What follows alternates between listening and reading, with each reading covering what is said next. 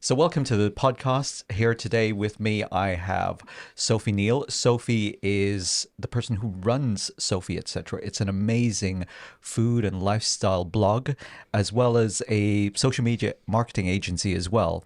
And Sophie's quite prolific in the area of Milton Keynes. She does a hell of a lot of work with purpose-driven businesses around the area. And we're so proud and so grateful to have you here on our podcast today. So welcome, Sophie. Oh, thanks. That was a really nice intro. You're welcome.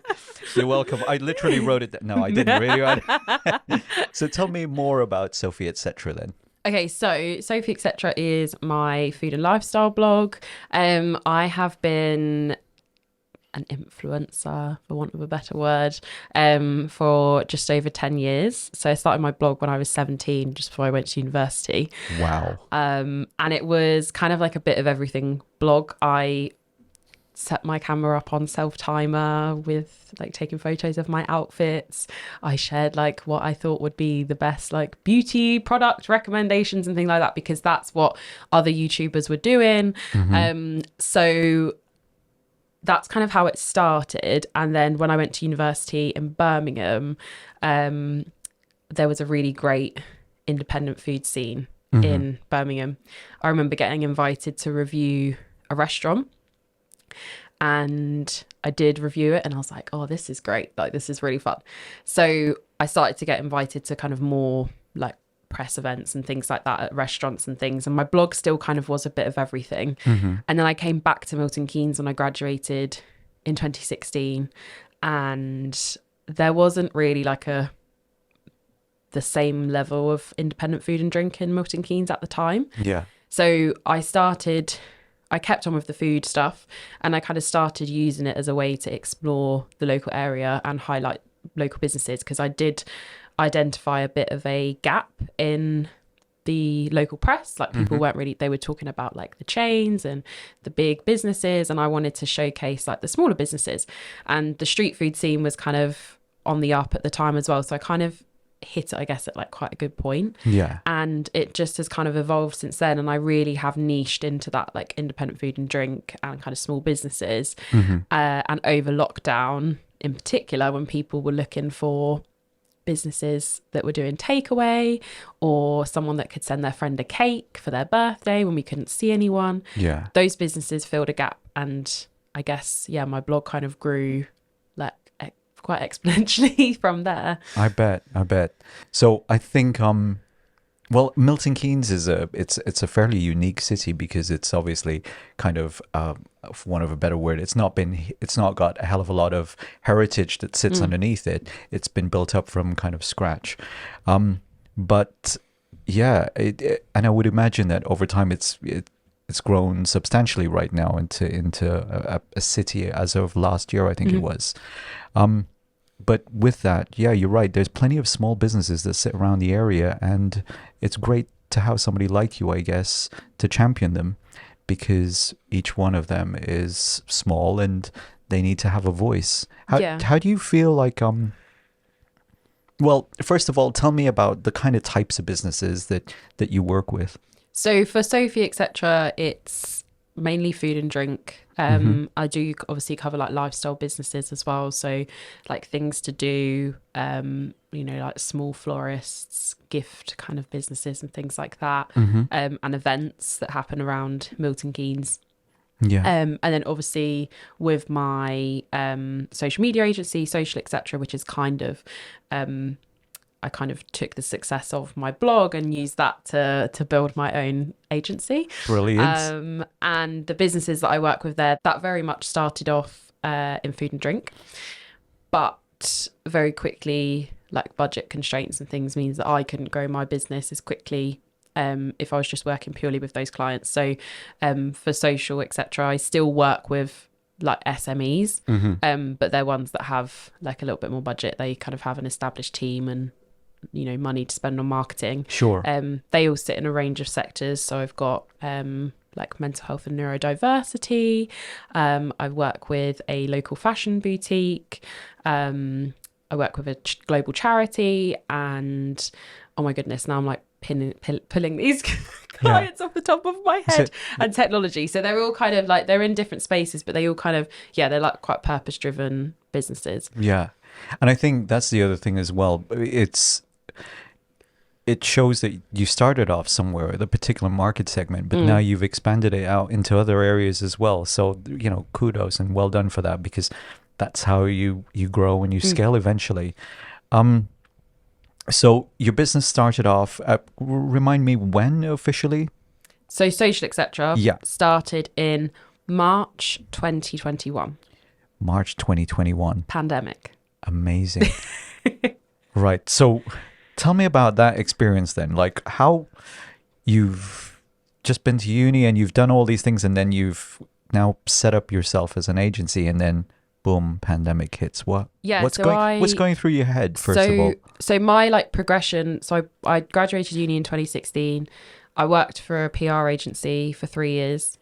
And then I got a job at Bletchley Park as the social media and content officer. All right. Bletchley Park is the computer place, right? Yeah. So the museum, and obviously I was there from November 2019, and then March 2020 we went into lockdown.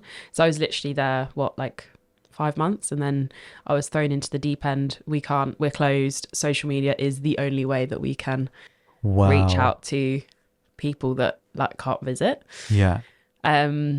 So for a place that relies solely on visitors for income, that was obviously quite stressful. And my whole team was furloughed. We redid our VE Day celebrations that were meant to be in person. We did them on social media. Wow.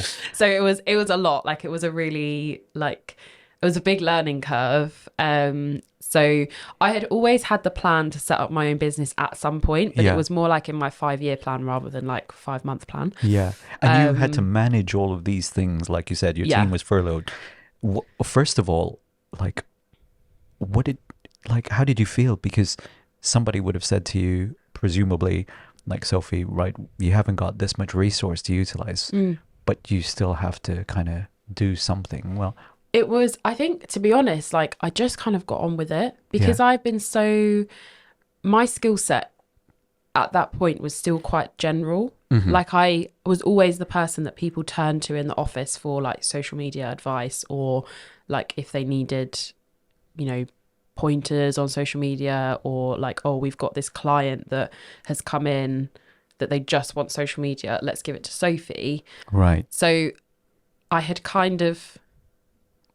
but I was also still writing press releases. I was writing blog posts. I was doing stuff for the website. You're doing all of these things, but you had the reputation for being social, right? So, and then it was Sophie, can you run the online events? Can you? And I was sure.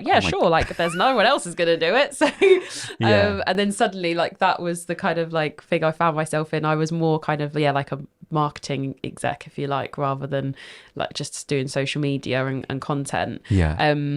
So I think at that point, and I think a lot of people were the same, especially in kind of resource tight businesses, you just had to kind of do it because there was not really another option at that time. Yeah. So it was really lucky that, I did know how to use an email marketing tool. I did know how to set up events and stuff on Zoom, that I was kind of versed enough to in social media at a bit of a higher level that we could kind of integrate all these things. You say you did, but did you actually know, or did you learn it on the job in a way? Bit of both. Okay. Yeah. So the email marketing, it was a different tool to what I was used to. I've used MailChimp. Mm-hmm. Once you've kind of used one, I was they're kind of the same. The same. Yeah. And obviously my blog as well is hosted on WordPress. So I was making updates to a website that was on WordPress. It was lucky that I knew a lot of these things, and had I not really had my own blog, I wouldn't have God bless my university degree, but I didn't learn any of that on there. It's true. Yeah, definitely. I mean, that's the thing with uni and stuff and educational, I'm not trying to be disparaging about it, but what it does do, it gives you maybe the ability to kind of go and think that you need to go figure it out for yourself in a way. I think that was probably the best thing to get out of university for me personally. But I hear so many stories about that from other people as well. The course that they went on didn't teach them to do the job that they were doing. No. I did English literature and creative writing. So it was like, oh, you want to be an author? Yeah. But skills from that will, Yeah. going to hold you in good stead with social media and Yeah. so on. So, so now you're in a position where this massive this virus is now pervasive everywhere, and people are coming to you asking you to handle all the socials for stuff that's going on in Bletchley Park and pushing stuff out with email marketing tools. Now, in your head, what are you thinking like at that point? Like I said, I think we just kind of got on with it. And I think like the pandemic changed a lot of businesses an awful lot. So already I was kind of in my head thinking, okay, like I'd I've been working at home for like a year. Yeah. I quite like it. Yeah. And I had kind of already outgrown the role. It had become way more of just like marketing, and I was like, I just want to focus on social media because that's what I'm passionate about and it's what I enjoy. Yeah. So when Christmas rolled around in 2020, and everything kind of got closed down again, the rest of the team that hadn't been like furloughed were part-time furloughed. So I found myself working 15 hours a week, and then I had 15 hours to myself. So I did like a Google Digital Garage course. And I started thinking about setting up, like doing social media, like as a freelancer. So sure. And I basically got to, it was around the March time, and I started just reaching out to contacts that I had got through my blog. So as I said, most of them were food and drink businesses. I just said, right, I'm going to start offering training and I'm going to start doing social media management. So if you want, give me a call kind of thing. And it was like literally just kind of like a JFDI, just freaking do it situation, because it was sort of like now or never. And then suddenly I had acquired enough clients that matched my income from Bletchley Park. So it matched my full-time salary. And at that point, my boyfriend was like, well, actually, you could just step off now. Like, I was looking at going part-time at my job, which they were happy with. But then it kind of, I was like, it wouldn't have worked. I wouldn't have been able to get the time in. So I handed in my notice, and then May, I think that was the first time I sat down at my desk, like employed, like self-employed. Wow. And that was it. Everyone has this kind of like perception when you hand in your notice at like a full-time job that you're just like, like you have to just throw everything up in the air and and then just do it. And there is a bit of that, but also I think because I'd worked from home for like a year, and I'd run my blog like a business for a couple of years as well. So it didn't really feel that different. And like 2.5 years on, like I just can't imagine doing anything else.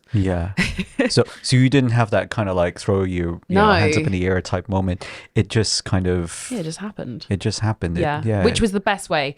And the pandemic was awful for loads of reasons. But I feel very lucky and grateful that I was able to turn it like into an opportunity, because I still think that if we had just carried on as normal, like I probably would have still been in a job.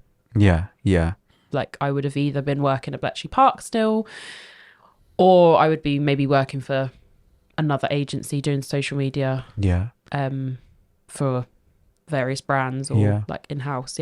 It's funny when you say things like that, because I think it does take a tremendous amount of courage really to kind of having parity in terms of the income that you've got coming in from the social the agency that you're running, as well as with Bletchley Park, was good, and that would have probably helped to steer your decision. But you still had to take the courage to kind of go, well, I could always lose my customers as well. 100%. And then make the decision to just keep going down that route. So. You it's all very well saying, just like leave your job if you're unhappy, but like I had a mortgage. Yeah. Yeah. Like, you can't just like, Don't just jack it in. no. If you're listening, guys, don't just jack your job in because you want to be a social media influencer. It doesn't work like that, right? And you've heard it here. Yeah, I did do a lot of kind of like, obviously, like I made sure from day one that I had like contracts in place and stuff, that I was kind of doing things like properly. But yeah, I think because I've always like with my blog and things, I spent so much time just like messing around with the website and like doing graphics and photos and social media bits and pieces. So whilst like starting a business and running a business like is obviously like a really big thing, some of it sometimes just really feels like I'm still just like playing around with stuff, especially when I'm working on my own business. Yeah. Because sometimes it's just sort of like, There's nobody to tell you, no, you shouldn't do that. Yeah. Or yeah, that's the right thing to you're do. like, let me explore this and have a play with this, and actually if it doesn't end up seeing the light of day, then that's fine. Like it's a big experiment. Yeah, it is. Yeah. Yeah. I've often said that to my team as well. Like I said, when you talk to me and you might think that I've got it all figured out, I haven't. And I'm completely honest with them as well, as in, yeah, is this thing going to sell well? Is this thing that we're making up going to work? There's no magic crystal ball. If we all had that, we'd be, Elon Musk or something like that. But even him, he still has to make decisions based on sometimes what your gut tells you, I guess. It's not I don't know just what his about gut is telling him. yeah. But I mean, I sorry, maybe a bad example because but yeah, you just got to make sometimes decisions just based on a feeling of, well, I like it and that's why I'm going to do it, really, not just because the numbers stack up. It's probably sometimes better if the numbers do stack up. Yeah. But even then, you might not have done the figures behind it either. So, no. Yeah. Yeah. What is it they say? Like, just ask for forgiveness later. Like, yeah. Don't ask for permission, ask for forgiveness. That's it. Yeah. So, yeah, you've done this and then you've started to set up the business and now it's rolling and it's started and COVID's happening and all this sort of stuff's going on around you. Did you feel that you're doing something? I guess it must have felt probably good, really doing something for the community as well. Like you said, doing something purposeful because you're helping all the small businesses gain customers, I guess, or find to survive, really. Yeah, the blog definitely like kept me like busy, and actually during that time I think I had more kind of paid partnerships with local businesses than I ever had, because a lot of them were actually doing really well. And they they'd repositioned themselves during lockdown. Like a lot of them were kind of, they were suddenly like, oh my goodness, I need a website and we'll start offering deliveries and things like that. So they kind of completely shifted the way they do things. So they wanted to kind of get the word out, and obviously using like a local influencer was a really good way for them to do that. And then in the same, at the same time, I'm kind of growing my client base for my social media agency. And initially in that first kind of like nine months, the client turnover was quite high. So I had like much lower paying clients, but it was quite like volatile. Like it was kind of like you'd have them for kind of like 3 or 4 months, and then something would happen and they don't have the budget anymore and things like that. And that's kind of, but now like on my client base is is a lot more stable, and I think that comes from working with businesses that are kind of more established. They're in a less volatile industry than hospitality. Because that is like, it is really volatile, especially at the minute. Like everything's going up in cost, so it's really hard to break even when you're running a restaurant. My client base now, they're all like way more aligned with me and my values and what I do. And as you kind of just have to start somewhere. I thought that I just wanted to work with restaurants because that was kind of the expertise I had. But then very quickly it was like, well, actually, I'm going to have like 8 or 9 clients to even, make it work. But now I've got fewer clients that are higher paying.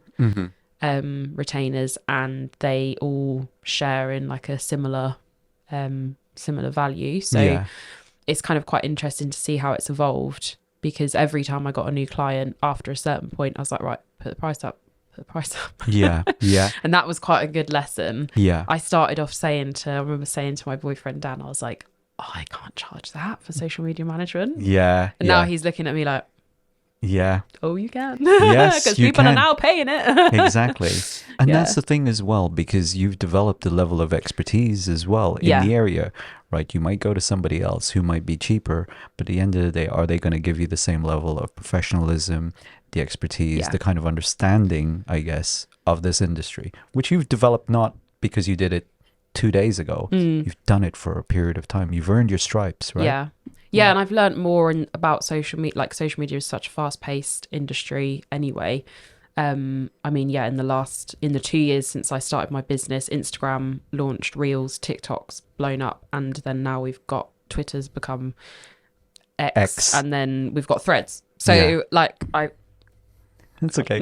Yeah. Yeah. so yeah, it's a completely different landscape. Yeah. And it's changing all the time. So I mean, it's quite exhausting sometimes, because just when you think everything is like all good, you're kind of like, oh God, I've got to make changes to someone's strategy or whatever. But the kind of guiding principles like remain the same. And I think that's something that I've learned over the last couple of years, is that you just kind of have to trust what you already know. It's just applying it to different platforms. Yeah. I think people view social media still, there's a bit of like, oh, it's just social media, like it can't be that hard, can it? Yeah. Yeah. And you're like, no, it isn't. I mean, sometimes we speak to clients and they think that their website is the thing, right? And I'm like, not really, because they go to your website probably is the last thing that they will do. They'll encounter you on more surface area on socials. So it makes more sense to put the bulk of your time and effort into those things, because that's how you're going to get new discovery and engagement, reach, awareness, all those kind of things. So people forget that it's at the top of the funnel still. Yeah. Like, I think you can, obviously there is, you will convert customers on social media and you'll build relationships with them, but ultimately it is still getting people to your website and getting people to sign up to a mailing list or whatever you need them to do to get them in your like inner circle. And something I just constantly reiterate to clients is social media is not going to solve all your problems, because it is still, obviously it's my whole job, but it is still just one part of your marketing mix. Yeah. If you look at like a clothing brand, their socials are great, and you've got all this outfit inspiration and stuff, but ultimately people aren't always clicking buy on Instagram. They have to, you can do Instagram shopping or whatever as well, but they do still go to the website to make a purchase. You still need that website, you still need email marketing, because not everyone sees every piece of content that you put out. So you have to, it has to be multi-pronged approach, right? Exactly, yeah. And email marketing is just, I think it's still so under it, like people don't realize how important it still is. The other day I sent out an email to my Sophie Etc mailing list for my blog, and it was asking people to sign up for interest in an event that I'm hosting in a month's time. And within an hour we had 250 people sign up. No way. Yeah, just from an email. We hadn't even shared it anywhere else on social media, and I've got 2,500 subscribers on that mailing list. So that's like basically like 10%. That's incredible. Yeah, I was just asking for their details. To to like register interest and enter like a prize draw. So there was an incentive, but it just shows you that it's not, people kind of disregard email quite quickly, but it's still like a really great way to reach people. Well, a 10% call to action click through. Yeah, that's mad, isn't it? That's actually like in a couple of hours. Yeah. But to be fair, right, these are probably the people who are subscribing to you are people who are really super interested in your stuff. I know a lot of corporates will just tend to go out and buy mailing lists and all sorts of nonsense, right, where they think they're going to reach a bunch of different people, but those people actually just don't really care about them. They're just in a mailing list, right? Yeah, they're low intent, whereas the people that are signing up to you, they want to know about what you're selling, not selling, but what you're saying. There's value in Yeah. it, yeah, and I think identifying that is really important. And Yeah. I think again, you know, kind of going back to, you know, small businesses in particular, you know, building like a community of people who are all kind of shared in that similar value is just so important. Last night I went to an event, one of my clients, they're a clothing boutique, they have a social every couple of months, and it was great. Like Yeah. it was just so, everyone there was like 35 people in this restaurant. Yeah. They've been customers for like 30-40 years, some of them. Wow. They're all wearing the clothes The same from this boutique, and they, some of them like turning up in the same clothes but styled slightly differently. Yeah. Yeah. And it was just lovely. And I was looking around thinking like, oh my goodness, they are onto such a winner here. Like they've only recently started doing these socials, but actually it was such a great example of how to take kind of like an offline and in-store experience and make it something that's very kind of like community focused. Yeah. And that shop, like a lot of them only shop at this independent. Yeah. I think I'm already like concocting like a LinkedIn post to talk about like I could see your brain worrying already. It was such a great example. And you know, if you're constantly building those relationships on and offline, Yeah. then, and giving them like a really good experience and a reason to go back, you know, you're going to kind of win on every channel. You're going to win on social media. You're going to win on your conversions on your website and your email, because they know you and they recognize you. Yeah. Building that kind of relationship is like, that's clever. Yeah. Yeah. But it's also like not just clever, but it's also rewarding. Like, Yeah. do you know what I mean? And how nice. Like, exactly. having the dinner, listening to jazz, like, what Yeah. a great, like... And having the people there who, you know, they've bought your clothes and they're just like loving it. Yeah. That's, can't think of a better way to hero your customers really as well. Yeah, 100%. And I think it doesn't just have to work for kind of like consumer based businesses either. Like it could quite easily work for, you know, like marketing agencies and stuff who have like socials with their clients or that kind of stuff. You're constantly building. People forget that when you're working in a digital space, the FaceTime is still important, like meeting people face to face, because we're all human. You have to build those human connections as well. Yeah. And actually doing it offline can further cement the engagement online. That's very, very true. And so note to self, everybody, we got to make sure that we do things in person. So I look forward to my first invite to the Reyes Group social. Oh, you're definitely we're going to have something kicking off soon. I can feel it.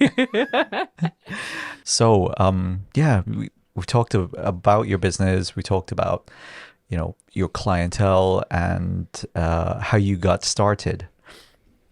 In terms of the transformation of your business right now, where do you kind of see it heading towards, or where would you like it to move towards? So initially, I kind of had visions of being like a small boutique agency with like an office and like a sort of fairly substantial team and things like that. But actually over the last couple of months, I've kind of got quite comfortable with the fact that people, and my clients in particular, are kind of investing in me and the skill set that I have. And I think there's a lot of pressure, especially in the kind of like business, to kind of always want that next big thing. It's like, okay, well, I need to have a big team of people. I need to be like a CEO kind of style thing. And then I need to grow my business to a point where I can sell it and exit it. Like, that's kind of like the trajectory I feel like is kind of pushed a fair amount. Yeah. And to be fair, a lot on social media is pushing people towards that route. Like, you know, you can end up being the next social chain or something like that. Yeah. Right? But and that's right for some people.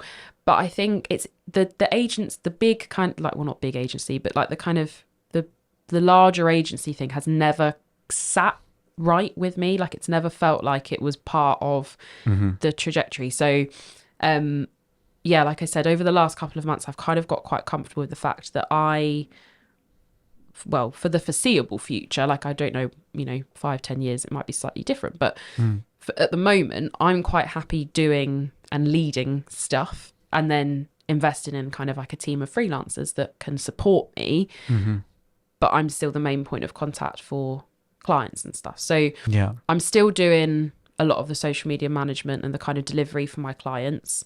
My kind of superpower is in the strategy and like content ideas and some of the delivery, but I've started outsourcing kind of some of the content creation, particularly with graphics, to a freelancer who is way better at it than I am. That's another skill that I just taught myself. So I have another person supporting me on that. And yeah, I guess kind of that I would, you know, hopefully I can give her a bit more work in that area so that I can focus more on doing what I feel like I'm really good at, which is looking at people's business and saying this is a kind of social media strategy that would work for you to help you achieve your goals. So at this point in time, I'm repositioning my like one-to-one training. I haven't changed the pricing or the structure that much in the last 2 years. It's like the one area of my business that I've kind of not really touched because I've had this, I think most business owners will relate to this. There's like a fear of like, oh, people aren't, you know, if you're playing with pricing and things, but things have got more expensive to run. I'm way more skilled now, and you know, I'm a limited company and I'm VAT registered. Everything has got to go up at some point. So I can't charge the same. So I'm repositioning that to give more value to the client, but also so I can work a little bit less. To have a bit more like, freedom. You know, I set up my business so that I could have the freedom and flexibility to do more of what I wanted to do rather than, you know, be at somebody else's beck and call. Like if I want to work at 8 o'clock on a Saturday night, then that's my decision, not anybody else's. Absolutely. Not that I don't condone that at all. But I know when you start off, you kind of have to, but you were in a position like absolutely. And I completely respect that. I think that's the other thing as well. You have to have respect for yourself to be able to say that that's where I want to go down the route, that particular route. The other thing I liked about what you said was that you kind of trusted your own intuition that, you know, you don't want to be some huge behemoth of something which is going to probably just extend the distance further between you and your customers in terms of having direct contact with them, to something that, you know, you're comfortable with the way you work and how you treat your customers as well. So definitely, you know, well done for that. That's actually like when you know you're leading the business, I guess, because you're making a decision call where it could go either way, but you're choosing the way that you prefer, right? Not because you have to. And I think there's still a little bit of that pressure sometimes. And it's definitely more internal than external. And I think you have to be self-aware to kind of identify that. And you have to say, actually, is this really coming from anybody else? Or is it something that I'm putting pressure on myself because I've worked for other people and we're conditioned that work has to be hard? That I think is such a big thing that like we don't really people don't talk about. Like if I'm not, you know, if you're not pulling your hair out or working, you know, hours and, you know, you're stressed and you're not busy, I think we're sort of, there's almost like a bit of us that's like, this is fine because this is how work is meant to be. Like actually, you know, work is actually meant to be fun and enjoyable. And if things aren't happening, or it's like there's like a bit of kind of equilibrium and there's balance, why that's actually really fine. You know, business is peaks and troughs. Like it is literally a roller coaster, isn't it? Like you'll be, it goes up and then it goes down and then it goes back down just as hard. And in fact, it's the actual going down that's probably the most, sometimes the fun bit, because then that's the thrilling bit. And I can't remember where I read it, but someone I read this thing and it was kind of saying how important it actually is to like look after your like nervous system as a business owner, because your highs and lows, you basically have the same like physiological reaction to them, but your body doesn't, your brain can't like comprehend what's excitement and elation and what's kind of like sheer panic and anxiety. Yeah. Because we are still like cavemen. Yeah. Yeah. Yeah. Yeah. And so you're in that fight or flight mode, Yeah. regardless of whether you're really happy. Happy. And I was like, it's so true. Yeah. Because yeah. it feels the same, doesn't it? You're like, Yeah. like sweaty, excited. The like, butterflies are there. Butterflies. You can't sleep because you're so excited. Yeah. But then a week later, you can't sleep because you've lost a client. Oh, like... gosh. Yeah. So yeah, Do you know look what? after Yeah. look after your brain. Exactly. I totally get that, actually. I totally get that. Because you're right. Yeah, just, you are thinking, at least from my perspective anyway, when I'm working at Reyes, it's a case of we always want to onboard new clients, and when we get new business, brilliant. It's a great sense of elation. But when we lose clients or when we lose people, for example, it's again an elating thing, but it's also like oh my gosh, yeah, what do I do kind of thing. But it's also the same thing when you get a new client. Oh my gosh, what do I do? We're gonna have to resource this. Yeah, that's the kind of same thing. Yeah. So yeah, and I think sometimes, like, as business owners as well, we're really bad at just kind of like taking a step back and be like, okay, this is all good. Yeah, Like, it is, losing a client and winning a client, that is just part of the process. Like, there's, rather than kind of frantically trying to kind of like fix something, it is just sometimes how it goes. Like, I don't sweat it if a client turns around and says, actually, we can't afford it anymore. Yeah. Because that's not my problem. That's, and actually, if you've got a business with cash flow issues, then you don't want them as a client, right? Because they might not pay your bill. It's very, very true. Exactly. So, and it's good to have, at least a thought process for that, because sometimes people just get too kind of hung up on making sure that, we need to keep the client at all costs kind of thing. In the moment, I still panic, but yeah. give me like a few hours or a day. Yeah. And I'm like, I'm okay with this now. Yeah. But also, I mean, clients come and go, but they come back as well. Yeah, exactly. Right? And they refer you, like, Yeah. if you treat your clients nicely, and then they'll be your biggest cheerleaders. And sometimes you kind of have to identify those and kind of keep them sweet in other ways, and, keep Absolutely. in touch, because, you never know who they're going to speak to. Yeah. Always try and keep the business relationships. And that's the other thing as well, for anybody who's kind of like new to this or looking at maybe getting some inspiration. The majority of it is just about relationships and making sure that you're okay with the other person or other people, and people buy from people always. Little buzz phrase. A little buzz phrase. Yeah. So right, you've got social, etc. You're growing the business, but you don't want it to be like something super huge. And in terms of like people, are you working with other people? Are you trying to build out a team, or are you just happy kind of like, I know you mentioned it a little bit just now, but do you want it to be a few more of you, or are you quite content with where it is? I think I have reached a point, especially this year, where I'm like, I cannot do everything like on my own. And I looked at what part of my kind of process was the biggest time sponge, and initially that is like graphic design. Yeah. Obviously visuals are really important for social media. I've got some clients who do it in-house, so they're not a big priority, but then I've got some clients that, a majority of the content that we share is kind of graphic based.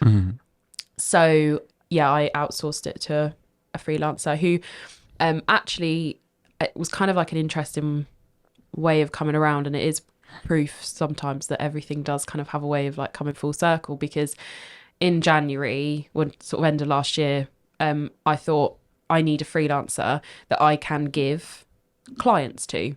So they will just manage those clients. I won't have to think about them or like do any work on them. So I hired somebody, and she was really great. And then a couple of months in, I ended up losing a couple of clients, so I couldn't actually afford like a freelancer in the first place. But what it did make me realize is that wasn't actually the right path anyway, because I was still having to work on those clients and do some delivery. They were still taking up space in my head, if that makes sense. So I didn't have the headspace that I thought I was going to get by giving a freelancer some clients. Got it.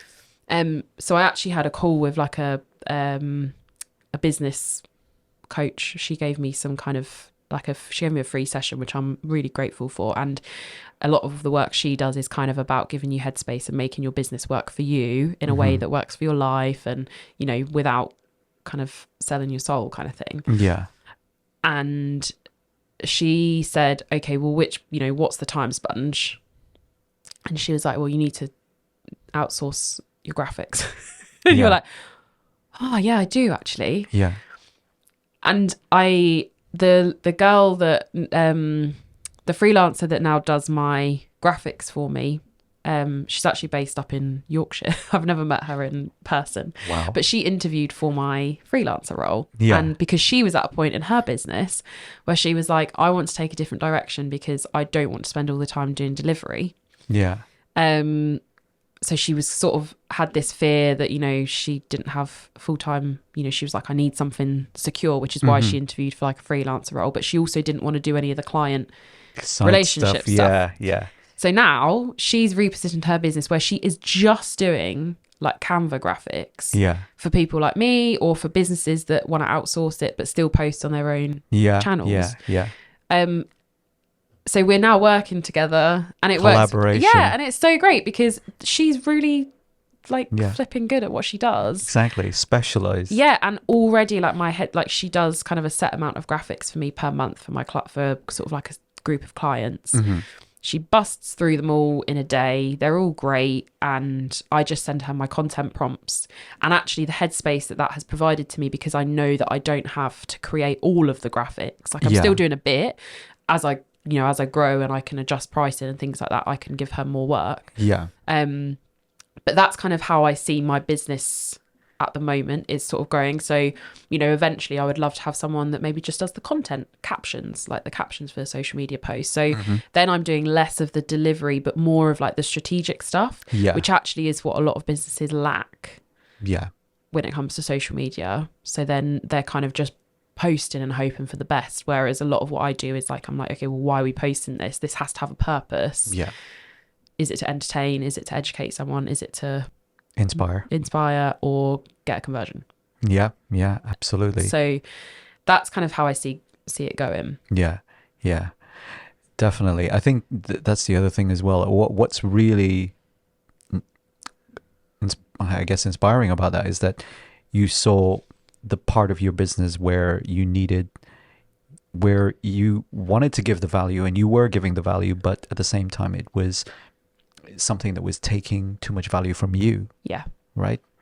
And in turn you found another way to do it, but equally it's valuable to the other person who's providing it for you as well. Yeah. And they're specialized at doing that kind of stuff. So yeah, that's the other thing as well. If you are able to seek collaboration with other people, even if you're playing in the same space, it doesn't mean that you can't work with somebody else or you can't swim next to somebody else because you're in the same pond. So never think that way, right? Sometimes you could do something, but somebody else can benefit from what you're doing for them, and vice versa as well. So and like the freelancer that I'm working with, like she was a social media manager. Like that's how she started her business. But she realized that it wasn't working for her. Yeah. So she wanted to travel. She wants to go on holiday more. And she can't do that if she's like got clients. No, she's pinned down with clients. Yeah. Yeah. So she changed it, and I think that that's quite like that's great, and that's sort of where I'm currently at is actually I can't, I still want to have the relationships with the clients and stuff, but if I'm pinned to my desk all day creating content, just like churning it out, then I don't have time to work on the strategic stuff, which I actually like. yeah. And you're good at as well. Yeah, exactly. And clients tell you that you're good at it, right? Yeah. So yeah, we completely feel you there, I think. Yeah. I mean, especially for our business as well, like with Reyes Group, we've initially, maybe at the beginning, we probably kidded ourselves to think that, it's not about developing out an ecosystem, but trying to own the entire ecosystem. Yeah. And that's great when you're an entrepreneur to have that in your head. But if you liken it to a pond, I guess, it's like, say, for example, you're one particular plant. And if you take over the whole pond, then you've got no ecosystem. You're going to die at some point. So the best thing is to make sure that you've got a nice variety of people that you surround yourself with, and they all kind of keep the thing going. Yeah. Yeah. 100%. Don't try to get it all. Don't try it. Trust me. Doesn't work.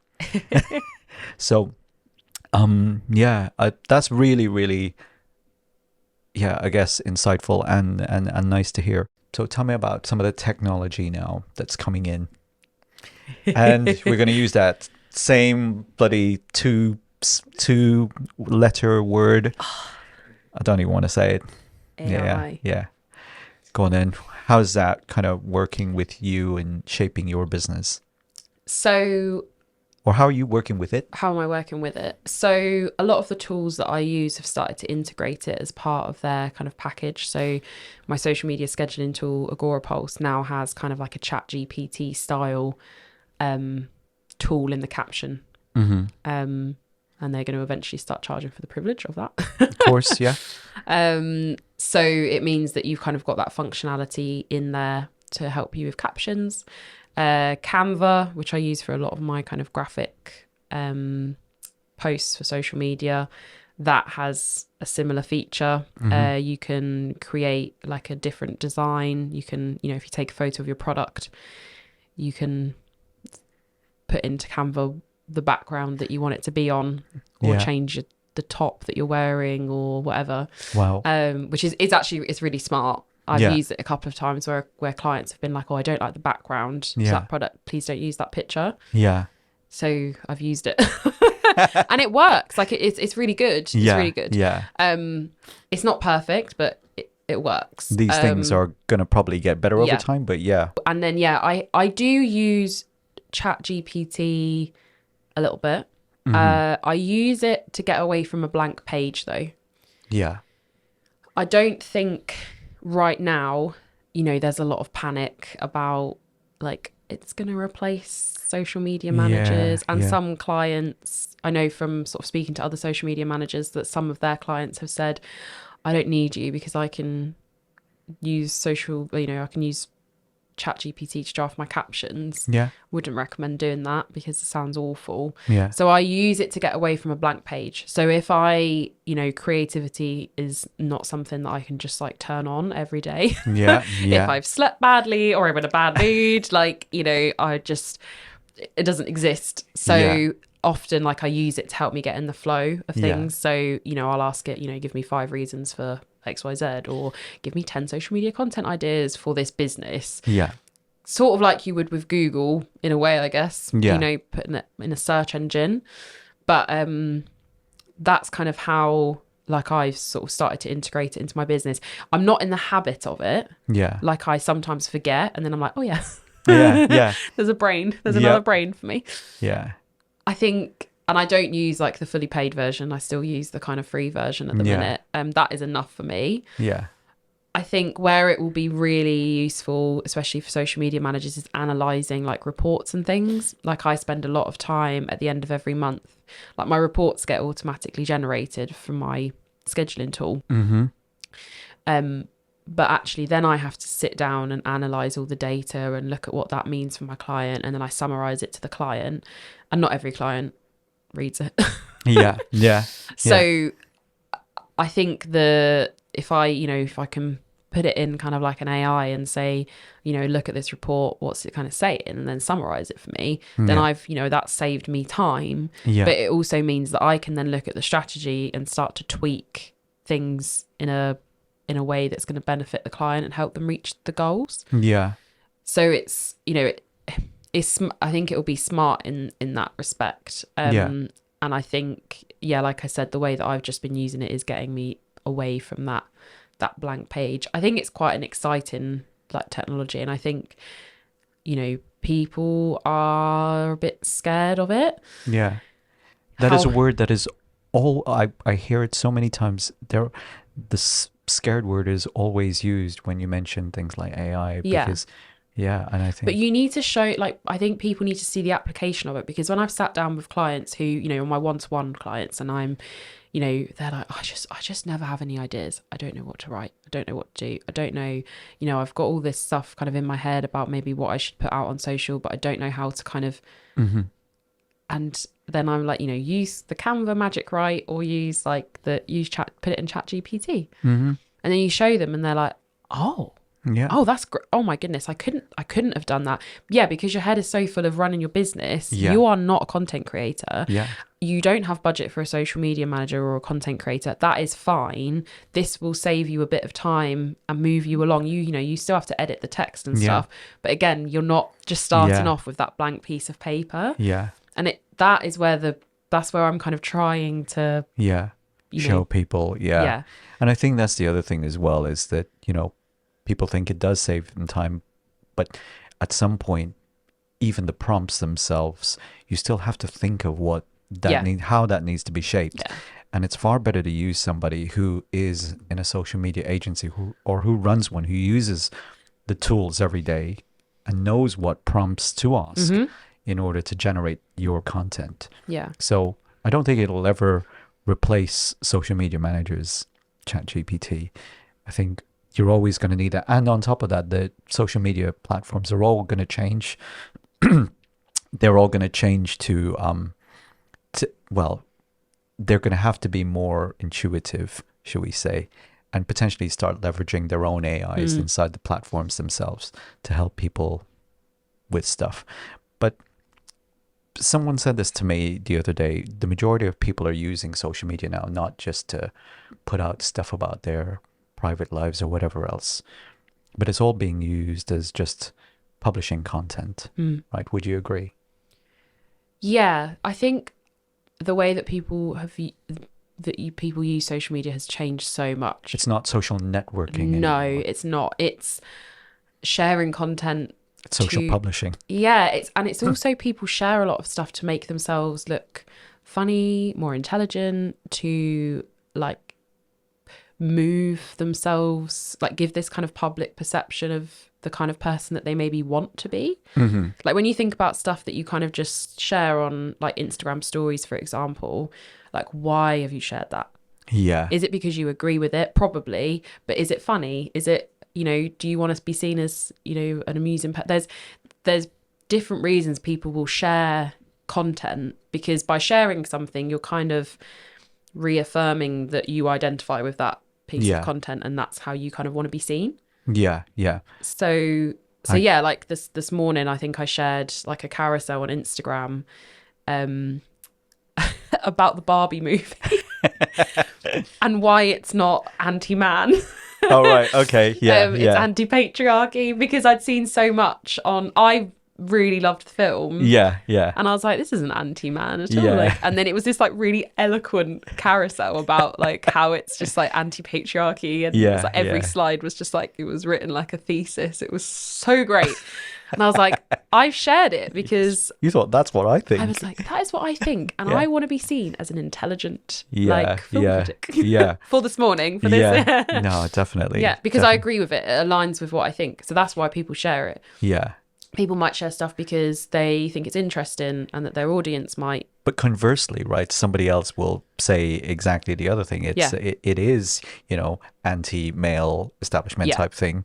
And then afterwards they might share something else. So then that reaffirms their view. Yeah.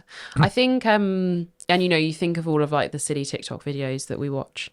Like a lot of people will just like download them and repost them on their Instagram stories because they are hilarious, or, that's how they feel that morning. Yeah. Yeah. It's relatable as well. That is, we are a pack species, like as humans, like we all want to be part of something bigger than just ourselves, and you want to feel like you belong. So that's why you kind of, that's why social media works, because you're all kind of part of like one big community, and however weird your interest is, there's always one other person out there that got that shares it. I know, I get that. I definitely get that. Oh, yeah. I never really thought about it that way. So I love all my little so next time you share something on social, like, why am I sharing it? Yeah. That's true, actually. Don't look at my socials. Sometimes you read stuff and you're like, oh yeah, that's so good. I wish I wrote that myself. And that's why I share stuff sometimes, is because I'm like, I wish I wrote this myself. I wish I wrote this myself. Oh, brilliant. Cool. So people, process, tech. I think the only thing left to cover is probably a little bit about you. So have you got anything that, tell me what do you enjoy doing? Like what's like out of work and stuff, and like a chill day for Sophie, A and chill day for Sophie. or not even a chill day, maybe something that you like enjoy doing that maybe people don't really know about you. I mean, I know I write a food blog, and it is kind of feels like I'm saying like it's like a bit of a busman's holiday, but I just really love food. Yeah. I really love cooking. Like me and my boyfriend will just cook something Yeah. really delicious on a weekend. Yeah. Maybe something on the barbecue that's been smoked for like 15 hours. Really, like a yeah. brisket type Yeah, thing. like Yeah. we barbecue a lot, and that's really our kind of way to decompress Yeah. and spend time together as well, cooking. I love, Do you switch your phone off? I tend to like try and avoid social media, but I will be like taking photos of that beef brisket or whatever's come off the barbecue. Do you ever post it, or you don't So really? yeah, a lot of the time I do. Yeah, because I'm like really proud of it. Yeah. And then people are like, "Oh my Something gosh, I made. that looks so good." Yeah. Yeah. Yeah. Usually it goes in like the family WhatsApp groups and stuff as well. Oh right, yeah. That's Yeah. what I was gonna say. I mean, Yeah. like the other thing is the social networks are probably like WhatsApp now, like the private family Yeah. groups versus like posting something up on Facebook or Insta. Yeah, Whatever. and it's interesting. Sorry, I know we were talking about leisure time, but it was Yeah. interesting. Yesterday, I saw a video. I think it was from an interview that Adam Mosseri did with, I don't know who it was. He was speaking to a garden podcast, not too far off this setup, to be honest. Yeah. He was saying how people don't realize that the growth that they have seen on Instagram in the last couple of years has mainly been through stories. It's not feed anymore. And he said people, they get wound up by the fact they're like, my audience isn't seeing my content. I'm posting on my feed and no one's seeing it. Right. But they'll post a story and that's where they get the interaction. So social media has become sort of a little bit less like public, if that makes sense. Yeah. And way more like kind of personal interaction. Yeah. So, and I think I definitely see that. I post less frequently on my grid, like probably like a couple of times a week for my Sophie Etc stuff, so like the food blog. But I post every day in my stories, and people will message and say, I'm trying to find this restaurant. I remember you posted about it in your stories recently. Again, we're looking for like wedding venues at the moment. Yeah. And Congratulations, thanks. by the way. and everyone, I posted kind of like a black and white photo of one we looked at, and my messages are going crazy. People are like, where is this? Where is this? Where is this? So they interact with it, and it's almost like stories is where you can kind of cultivate that like personal relationship. Got it. So it's interesting that he said that. He said that feed is kind of like less of a priority of people's growth, but they just don't almost realize that the growth growth can happen in stories. And you see like influencers have, they sit down and they just have like a chat. Like they post like a couple of like slides, like videos of them just talking or doing Q&As or, polls and things like that. That's all engagement, but people kind of forget that still counts. Yeah. So yeah, it's interesting. Yeah. But yeah, social networking, it does. I think the word they kind of use for that is dark social, where you can't necessarily track everything. Obviously, WhatsApp is now owned by Meta. Yeah. Service-based businesses, and any business actually can have like a business account on WhatsApp, so you can open it up. You can connect it with your Facebook page. I do not want to do that, but I could. Yeah. And people can message you directly. Be inundated potentially. Yeah, and you can create a catalogue. You can create like office hours, and people can like buy, I think, through WhatsApp, which is a messaging app, right? Yeah. So it's quite interesting. But then you send screenshots of something silly you've seen on social media on WhatsApp and things as well. That's not, you can't track it, but it's still engagement. Yeah. So you've got this like big area where like actually there's probably growth, but you don't know it's actually happening. Yeah. So yeah, it is interesting. Yeah. Okay. So coming back to your sorry. your sidetrack. So the brisket thing. Oh yeah. Yeah. So I like to cook. I like to take my dog out for like a nice long walk. All right. I go to the gym a lot. Like I like lifting heavy things at the gym. Awesome. Yeah, and just most of my social activities do end up coming back to like going out for dinner or Yeah. having people over for dinner. Yeah. But yeah, I love that. That's like, you know, that is who I am. Just you saying that is just making my stomach kind of go, oh yeah, I'm Yeah, I really did have to hungry eat now. breakfast before. Yeah. So brilliant. Well, I guess all I have to say now is, a massive thank you so much for coming Thanks for having me. coming on our podcast. Thank you. And if you want to find out more information about Sophie, just make sure that you click on any of the descriptions below, and you'll be able to find out all of the information about her amazing agency, and also a lot more about her lovely food and lifestyle blog. So keep coming back and check us out for more podcasts. Thanks a lot. Bye.